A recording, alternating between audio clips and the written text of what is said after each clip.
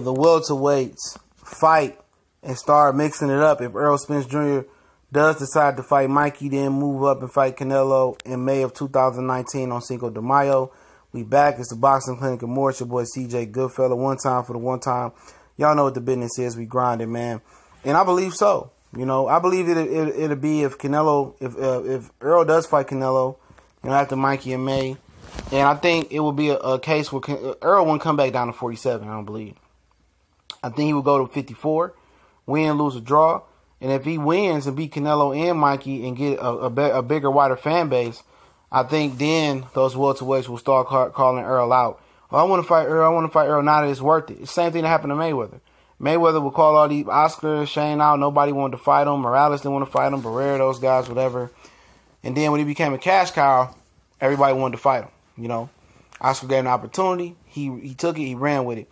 And I think if Errol Spence, that's the best case scenario. He becomes a cash cow. Then all the welterweights going to say, oh, he's ducking me. I want to fight him now. Right now, the risk not worth the reward for Errol Spence for a lot of them. But I think Bud would have fought him anyway. You know, it doesn't matter. It's just Bud's has a boss to answer to. And boss is with Bo Mack and Cameron Duncan, whoever his manager is over there, and Bob Arum. But I do think, you know, if Errol Spence is removed from the welterweight division, I think Keith Thurman, you know, fights the winner of Sean and Danny rather quickly. He mixes up with Terrence Crawford, says, you know, whoever wins, say they're the king of the welterweight division. And I do think that Errol stagnates the division. I do. I really do think Errol stagnates the division. I think especially on the PBC side, this is not towards Bud Crawford, but on the PBC side, he does stagnate the division. Stuff is still because everybody don't want to fight him. They don't. We hear Danny Garcia saying, I want to maximize the potential, you know, want to let it marinate. Then I fight him. Sean Porter is scary, just like his daddy is. I don't care what Fred from Barbershop Conversation say, but what up, though, to the homie Fred. Much respect for his grind and hustle. You go check out Barbershop Conversation. And Keith Thurman basically put himself on the bench to, in my opinion, to avoid Errol Spence. And watch if Errol Spence is removed from this, he go on to move up and do what he do. Watch how quick Keith Thurman come back and he get in rotation to fight those guys. And in about a year and a half or 2 years at the most, that division will have a king of the hill.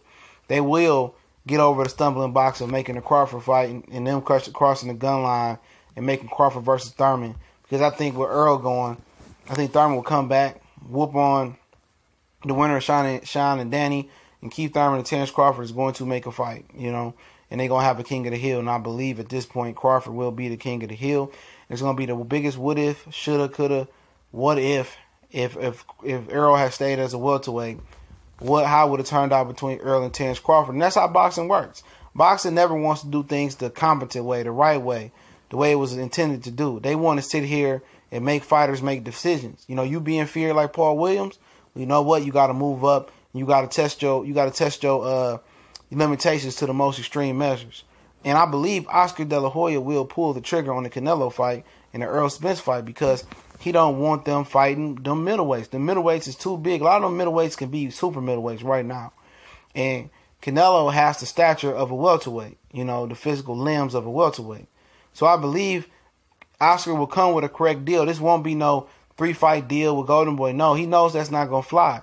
He knows Canelo needs to save face and make money, and Errol and Canelo saves face.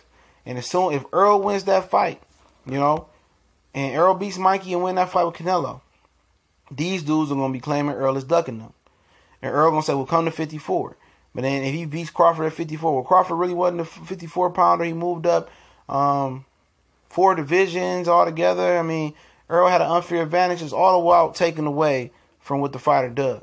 You know, he easily could have made the fight. You know, if Errol chooses to fight Canelo, I'm exhausting all options. I'm telling Al, go make the Crawford fight happen. I'm asking Al, will Sean and Danny win or fight me?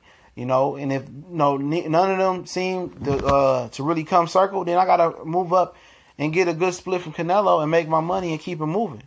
You know, after I fight Canelo, win, lose, or draw, come back down to 54. And if they want to see me at 54, they can see me. You know what I'm saying? But right now, you know, I think if he removed from that situation, you're going to see that division start to move and unification bouts start to happen. Keith Thurman coming out the hide and out the woodworks. You're going to see it. And, you know, at the end of the day, money talks, bullshit walks, you know. And it's going to be one of the biggest woulda, shoulda, coulda, what if scenarios happen if Errol Spence is removed from that division. And whoever arises as king, which I think it will be Terrence Crawford, You know, how would Terence Crawford would have fared versus a prime Errol Spence at 147? That's going to be a trending question, in my opinion. That's going to be a trendy question. They still can fight at 54, you know, but, you know, people going to say it's going to be more of an advantage for Errol, and they're going to take away from Errol.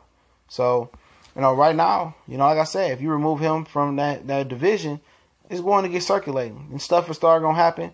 The stagnant will be back in rotation, and that's the sad part about it, man, that it got to get to that point where he removed from the situation for the division to move. And once you see that if that happens the way I say it happens, and once you see it happen like that, all right, then you're gonna know Errol Spence was really ducked. You know, most people say, "Oh, he ain't ducking him," or "Well, you're gonna see if Errol Spence is removed from that division, he chooses to move up and face Canelo Alvarez next year.